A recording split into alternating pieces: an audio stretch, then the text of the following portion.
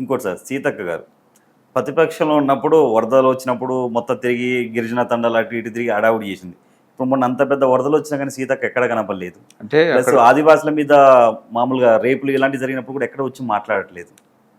పోవాల్సి ఉండే, బట్ ఉమ్. అక్కడ పరిస్థితి బాగాలేదు. ఎందుకంటే ఎన్కౌంటర్లు మళ్ళీ స్టార్ట్ అయినాయి, నక్సలైట్ ఉద్యమం మళ్ళీ అంటే సీతక్క గారు మొదలైంది. కొంచెం రేవంత్ రెడ్డి గారు భజన చేస్తుంది అనిపిస్తుంది. అంటే పార్టీలో ఉన్నప్పుడు, ముఖ్యమంత్రిగా ఆయన ఉన్నప్పుడు, కేబినెట్ మంత్రి ఏమున్నప్పుడు ఉమ్. డెఫినెట్గా ఆమె నోరు తెరిచి అగైనెస్ట్ ఎట్లా మాట్లాడుతుంది. ఉమ్. ప్రజల సమస్యలు ఉన్నప్పుడు పోవాలి, బట్ ఆమెకున్న పని ఒత్తిళ్ళు కావచ్చు. మా ఎమ్మెల్యే ఆమె, ఉమ్. కాబట్టి వ్యక్తిగతంగా మంచిది ఆమె. బట్ ఆమెకున్న వెసులుబాటు ఇవన్నీ చూసినప్పుడు కొద్దిగా మరి పోకపోవచ్చు. అక్కడ కూడా ఏంటంటే మళ్ళీ మావోయిస్టులు మొన్ననే ఒక ఎన్కౌంటర్ అయింది. ఇటువంటి సమస్యలన్నీ ఉన్నాయి. మొన్న మలక్పేట బ్లైండ్ హాస్టల్లో లేడీస్ హాస్టల్లో బాత్రూమ్ కడిగే అతను ఒక పాప మీద అత్యాచారం చేశారు సార్. అప్పుడు కూడా సీతక్క గారి మార్క్ ఎప్పుడు కనపడలే, ఎక్కడ కనపడలే. అంటే ఆమె ఇటువంటి వాటికి పోవడం వల్ల ఉమ్. ఆ ఇష్యూస్కి ప్రచారం బాగా అవుతుంది. ఉమ్. అది ప్రభుత్వానికి చెడ్డ పేరు తెస్తుంది. వాటిని ఏం చేస్తారంటే వాళ్ళు రాజకీయంగా ప్రచారం రాకుండా చూస్తారు తప్ప, అటువంటి ఇష్యూస్ వాళ్ళకి ఏమైపోతే ఇంకా ఎక్కువ ప్రచారం అవుతుంది కదా. ఇటువంటి సంఘటనలు జరుగుతూ ఉంటాయి. బట్ సీతక్క చూడాలి, ఆమె స్వభావం మాత్రం ప్రజలతో ఉండే స్వభావం. ఉమ్. ఆయన అనుకున్నంతగా డెవలప్మెంట్ చేయకపోవచ్చు, బట్ అందులో నుంచే వచ్చింది కాబట్టి, ఇది ఆదివాసీ వర్గాల నుంచి వచ్చింది, అడవుల్లో నుంచి వచ్చింది, ప్రజల కష్ట సుఖాలు తెలిసి వచ్చింది. ఉమ్. ఆమెను ఇప్పుడే మనం జడ్జిమెంట్ చేయడం కరెక్ట్ కాదు ఆమె గురించి. సరే ఇంకోటి, రేవంత్ రెడ్డి గారు అంటే ఢిల్లీ వెళ్తున్నారు. కాంగ్రెస్ అధిష్టానాన్ని కలవడానికా లేదంటే మోడీ గారిని కలవడానికా? అదే అధిష్టానాన్ని కలిసినా మోడీని కలిసినా కూడా ఉమ్. మోడీని కలవాల్సి వస్తుంది ఉమ్. మనకు రావాల్సినవన్నీ రప్పించుకోవడానికి. ఉమ్. బట్ అధిష్టానాన్ని కలవాల్సిన పరిస్థితిని ఎవరు తీసుకొచ్చారు? ఉమ్. ఇప్పుడు స్వయం పాలన కావాలి తెలంగాణకు అనుకున్నాం, ఒక రాష్ట్ర పార్టీ ఉండాలనుకున్నాం, 10 ఏళ్ళు స్వయం పాలనను ఇచ్చారు. ఉమ్. ఇప్పుడు పరాధీన పాలన ఇచ్చింది ఎవరు? తెలంగాణ ప్రజలే కదా. అవును. ఇది వాళ్ళు జవాబు చెప్పాలి. ఎందుకంటే అక్కడ స్విచ్ అక్కడ ఉంది. పైన. ఆయన స్వతంత్రంగా ఏ నిర్ణయం తీసుకోలేడు. ఉమ్. మరి స్వతంత్ర పాలన కాదని చెప్పి ఉమ్. ఢిల్లీ చేతుల్లో అధికారాన్ని పెట్టింది ఎవరు? ఈ ప్రజలే కదా. వాళ్ళకు అర్థం కావాలి. సరే ఇంకోటి, ఇది మీకు ఎక్కువ తెలియదు. కేసీఆర్ గారికి ముందు జాగ్రత్త చాలా ఎక్కువ అంటారు. ఇప్పుడు ఎవరన్నా ఒక మనిషి కేసీఆర్ గారిని అపాయింట్మెంట్ అడిగితే ఎందుకు అడుగుతుండు ఏమిటి అని ఆలోచించిన తర్వాతే అపాయింట్మెంట్ ఇస్తారంట. నిజమైనది? అవును. ఎందుకంటే ఆయనే కాదు, ఏ రాజకీయ నాయకుడైనా కూడా ఒక వ్యక్తి ఎందుకు వస్తున్నాడో ముందు తెలుసుకుంటారు. వాళ్ళకు ఉన్న ఇంటెలిజెన్స్ ద్వారా కానీ, ఆయనకున్న అవకాశాలను ఉపయోగించుకొని ఏం అడుగుతాడు. చెస్లో మనం స్టెప్ వేసే ముందు మనం ఈ స్టెప్ ఎత్తే అవతలోడు ఏం స్టెప్ ఎత్తాడు, ఆ స్టెప్ ఎత్తే నేనేం వేయాలి, ఒక 3-4 స్టెప్స్ ఆలోచిస్తాం. కాబట్టి రాజకీయాల్లో కూడా అది ఉంటుంది, అది అవసరమే. సరే ఇంకోటి, తెలంగాణ వరద బాధితుల కోసం పవన్ కళ్యాణ్ గారు ₹1 కోటి విరాళం ఇచ్చాడు. రేవంత్ రెడ్డి గారికి చెక్ అందజేశారు. ఎలా చూస్తారు? మంచిదే కదా. ఇప్పుడు ఆయన అభిమానులు తెలంగాణలో కూడా అపారంగా ఉన్నారు. ఇప్పుడు ఆయన తెలంగాణ రాజకీయాలలో క్రియాశీలక పాత్ర చేయకపోవచ్చు, కానీ తెలంగాణలో ఆయన పుట్టి పెరిగిందంతా తెలంగాణ. ఆయన నటుడైంది ఇక్కడ, నటించింది ఇక్కడ. రేపు ఆయన అభిమానులు కోకొల్లలు ఉన్నారు. కాబట్టి కేవలం రాజకీయ కోణం చూడాల్సిన అవసరం లేదు. ఆ పవన్ మొదటి నుంచి కూడా ఒక డిఫరెంట్ క్యారెక్టర్ ఉన్న మనిషి. చేగువేరా తనకు ఆదర్శం అన్నాడు. ఒక రెబల్ ఆయన రాజకీయాలలో. కాబట్టి అటువంటి వ్యక్తి ప్రజల పట్ల స్పందించడం, వరద బాధితులకు సాయం చేయడం అనేది వెల్కమ్ చేయాలి. దాని రాజకీయాలు ఆపాదించదు.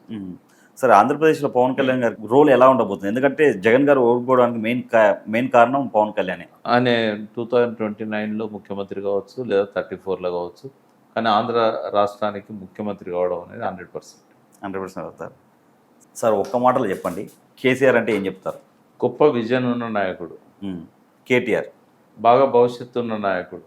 హరీష్ రావు ప్రజలను ఎప్పుడూ అంటిపెట్టుకొని ఉండే నాయకుడు. పవన్ కళ్యాణ్ ఈ రాజకీయాల్లో మార్పులను కోరుతున్న ఒక రెబెల్ రాజకీయ నాయకుడు. భవిష్యత్తు ఉంది. చంద్రబాబుకు విజన్ ఉంటుంది, కానీ ఆయన గొప్ప ఆర్గనైజరే కానీ గొప్ప నాయకుడు కాదు. బట్ ఆయన అనుకున్నది సాధించడంలో పట్టుదల గల వ్యక్తి. ఈటల రాజేందర్ గారు బహుజనులు బాగా ఆశలు పెట్టుకున్న నాయకుడు, బట్ ఆ ఆశలు నెరవేర్చే ఆలోచన ఆయనకు ఉంటే బాగుంటుంది. ఇంకో క్వశ్చన్ సార్, మొన్న ఏంలో వీరేశం గారిని భువనగిరిలో పోలీసులు ఆయన తోసేయడం జరిగింది. అంటే ఆయన ఎమ్మెల్యే నీకు తెలియదు సార్? కొంతమంది ఎమ్మెల్యేలు అయినా కూడా అందరికీ సుపరిచితులు కానక్కర్లేదు కదా. అట్లా జరిగి ఉంటుంది అది. వేముల వీరేశం కూడా మంచి నాయకుడు, విప్లవ పార్టీలోకి వెళ్ళి ఎదిగొచ్చిన నాయకుడు. బట్ ఆయన అంత పాపులర్ ఫిగర్ కాదు.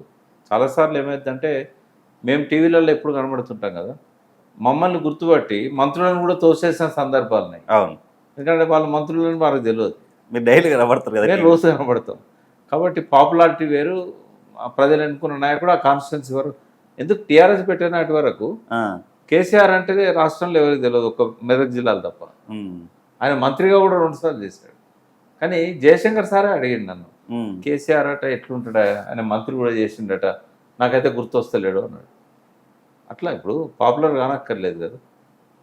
అట్లా వీరేశంది పోలీసులు తెలుసుకోవాల్సి ఉంటుంది. ఆయన గన్మెన్లు ఉన్నారు కదా, పక్కకున్న గన్మెన్ అని అడగాలి ఎవరిని అని. సార్ ఇంకొకటి లాస్ట్ క్వశ్చన్ సార్. అసలు తీన్మార్ మల్లన్న క్యారెక్టర్ ఎవరికి అర్థం కావట్లేదని చెప్పి జనాలు మొత్తం తల వాదుకుంటారు.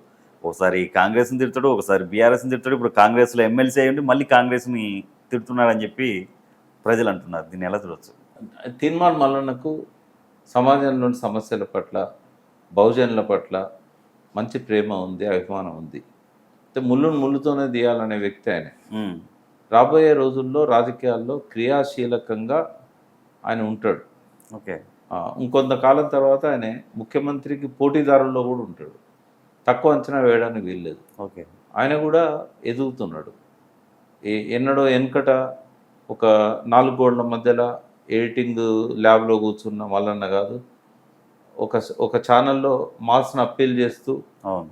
ఒక మాస్ మల్లన్న కనబడ్డ వ్యక్తి కూడా మనం కాదు.